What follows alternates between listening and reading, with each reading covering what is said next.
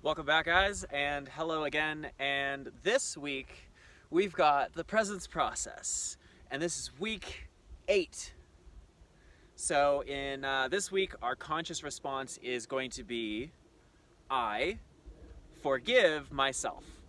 So this was a very appropriate response, considering a lot of the things that I've been through in this last week. I had, a situation with a lover who came back into my life, and she brought a little bit of baggage into the situation with her ex-husband, and it was kind of a traumatic experience for me, getting attacked, being threatened, having my car keys stolen. And, in spite of all of it, it doesn't mean that I don't love myself or that I don't accept myself or that I don't forgive myself. It's very easy to want to blame other people or blame myself and be like, oh, I should have known better. I shouldn't have been so quick to do this or that. And of course there is, there's wisdom in learning from, your mistakes and not being in a hurry. But basically, one of the things that I've really learned as far as, basically, here's the thing, the book, The Presence Process, right? Now this particular chapter is about forgiveness, and what it really talked about was how when we're children, our parents, they did the best they could with what they had. They had a certain blueprint in their mind that their parents gave them, and their parents gave them before them. So it's like your parents did the best they could with what they had. So, for us to really blame our parents is to stay stuck and not to really be able to move on. So, of course, if we just follow the advice that our parents give us, we will just get basically the results that they got themselves. So we've got to learn how to be grateful for what our parents did give us, and at the same time, we've got to be open to, seeking a better way. It's not like, your parents just have the final say in how you should live your life. I mean, obviously that's not true. All you have to do is just look at kids and see how they rebel against their parents. And so the idea is that we don't want to be angry with our parents, and we don't want to blame them, but we also don't want to just stay stuck in what their expectations for our lives should be. So how do we really break through that? And I mean, I'm tying this together for a reason. The things that happened to me, it's like, okay, we have these imprints basically of how our parents brought us up, and these behavioral patterns have been imprinted on us, since we were children, right? So, of course, it's easy to basically one of the main tenets of this chapter was about unconditional love, and how even when we go, it's like this situation, right, with this girl that I'm seeing, it's really been a lot of drama, to be honest. There's been a lot of drama, and really what's going on there is it's a cry for unconditional love. And we just don't know really how to get unconditional love, because again, our parents loved us in a very conditional way, right? So they gave us love based upon us meeting certain conditions. Do your homework, eat your veggies, clean your room, be nice to your sister, don't talk loud in the restaurant. Okay, I did all of my things, now I'm loved. Am I loved? Am I loved? Right? And so it's conditional love, and that is what we are kind of conditioned to receive. And so when we are seeking unconditional love, that is very foreign to us as for how to kind of get that, and so what we do is it can cause a lot of drama, especially with my own self. It's like, I'm seeking unconditional love, so I'm maybe I'm lowering my standards as far as how to, this girl reaches out to me, and rather than really read the situation, I'm so eager to just go see her, I don't even think to myself like, hey, maybe we should just kind of take this slow and see what's going on, where's your ex-husband? Is he going to be around? Like, at least try to get some details before you just rush in there and start, hanging out with her, especially when there's alcohol involved and it's late at night. It's just like, it was just a mess, right? But what's the cry there? The cry from both people, myself, the girl I'm seeing, and even her ex-husband. The cry is for unconditional love. It's like, please love me unconditionally. And it's like we're just not very good at getting that unconditional love. And so it's important that we forgive ourselves for creating drama, for basically, you know, settling for things in life that we know we deserve more than that, right? So it's been kind of a long road to get to this place where I can say to myself, I forgive myself, and I love myself unconditionally. I accept myself unconditionally.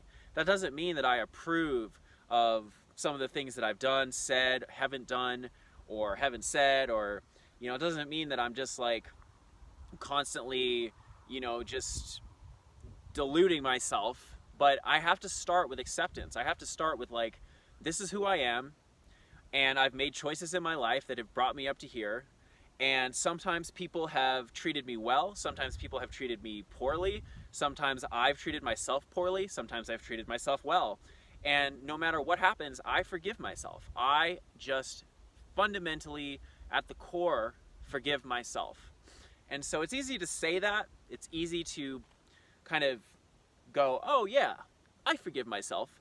But again, we've got to get to the root of what it is that we're actually looking for. And again, it comes down to that unconditional love. Just to know that I'm loved without having to do a bunch of things to earn that love. And another thing to keep in mind is, like, you know, you can earn money. Money is earned, but love is never earned. You know, you don't have to, hopefully you don't think you have to earn somebody's love. You might have to earn their trust. You might have to earn like their respect, but love is a choice. It's a freely given gift. And again, our parents, they did the best they could. They loved us based upon what they'd been taught was love. And again, it's like, you know, this girl that I've been seeing, you know, she's not consciously trying to create unnecessary drama for anybody. It's like we're just kind of doing the best that we can. And so, you know, it's been very difficult to have that kind of on again, off again relationship where it's like, you know, she wants to be with me and then she doesn't. And now she needs to work on her life. She needs to, you know, get her kids straight and figure out what's going on with her ex. And, you know, it's just like the whole point is not to, you know, for me, is just not to beat myself up. There's a quote that I really like, and it basically says, like, don't be sorry that something is ending. Be grateful that it happened. And so, I mean, I can tell you, like, I went literally 3 years of my life without any dates, without any sex, without anything. Just living in my old room, you know, back with my mom. I've since moved out of my mom's house. I'm living with my grandma currently. And, you know, it's like I wasn't in any sort of an environment to facilitate dating, or I couldn't really nurture myself and be a good option for a girl because I was so stuck in this, like, this sort of mediocre existence, you know. And it's just like I'm still struggling just to, you know, get out of debt and to save up money so I can move into my own apartment so that I don't have to live with my family anymore. There's nothing wrong with living with your family, but after a while, I mean, I'm a 30-year-old man here. It doesn't feel healthy at this point. It feels very mediocre. And yet, in spite of all that, I forgive myself. You know, despite the fact that I don't have, you know, thousands of dollars saved up, I don't have, you know, my own apartment or whatever, I forgive myself because I'm in this journey for me for the long haul. You know, it's like, okay, you know what? Hey, I don't have everything figured out yet. I forgive myself. Okay, you know what? I got involved in some drama. Somebody reacted hostilely against me. Somebody, you know, slandered me, said I was a bad guy, and then tried to, you know, terrorize me, right? Well, yeah, I put myself in that situation. So, oh well, you know, oh well. I forgive myself. That doesn't mean that I'm going to keep seeking out drama or, you know, I'm going to continually put myself into a dangerous situation. But it does mean just letting go of these, like, kind of traumatic memories. And I've actually been reading the book for month 4, Waking the Tiger. So pretty excited to really dive into that. Of course, I've been doing the presence process. That's why I've been making these weekly videos. It's been kind of a struggle, honestly, to get the videos made. This is the last day of the week, and I knew I had to make a video, but I'm actually so happy I came out here. Look at this beautiful view here. You know, it's like I forgive myself for not making it sooner. And you know what? Maybe next week I'll get here a little bit earlier and I'll pick another cool place to shoot a video. But the whole point of this is just to say, if you guys have been following along in the presence process, doing the breathing exercises, I think these last 3 weeks, you know, we were to get into the bath in the morning and just kind of let those charged emotions kind of come up and just sort of, you know, allow these difficult things, these difficult emotions to surface, and then to just kind of let them kind of, you know, integrate them, right? So again, you know, I'm not here to just break down the chapter perfectly, but I can just say that there was a lot of value in this week's lessons, and it's important to really, you know, take the time to check in with yourself and to make sure that you do forgive yourself. You know, and if you can't forgive yourself for not being able to forgive yourself, right? So it's like, find that middle ground and focus on all the abundance that you have in your life. I mean, there's an abundance of oxygen, water, food, shelter. You know, you probably, if you have a smartphone, you're connected to so much information, and it's like, honestly, feeling down and depressed, it's a natural part of life. It happens, but you don't have to stay stuck in this lower level of depression, you know. And it's like, it's a journey, it's a process. This is why it's called the presence process.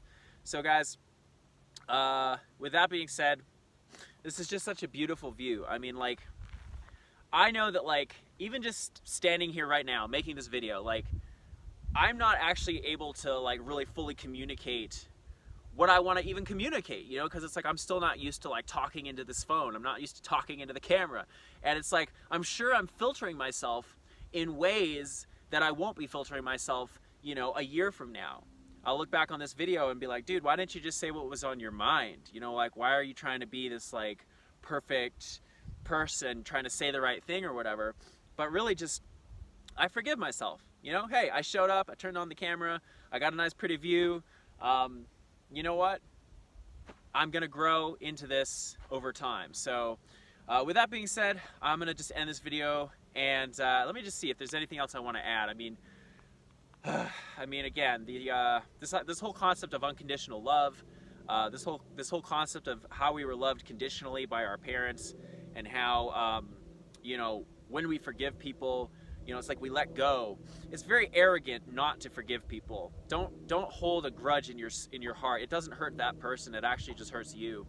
So let go of that. And I mean, gosh, guys, I could just talk on and on, but hopefully, I want to just keep making more videos. I've only been making like one video per week. And that, to me, it's like, I feel like I have so much to say on different topics, but again, it comes down to, I've got to actually show up and turn the camera on and then start talking. So, all right, we're gonna cut this off, and I'll talk to you guys in the next video. All right, peace.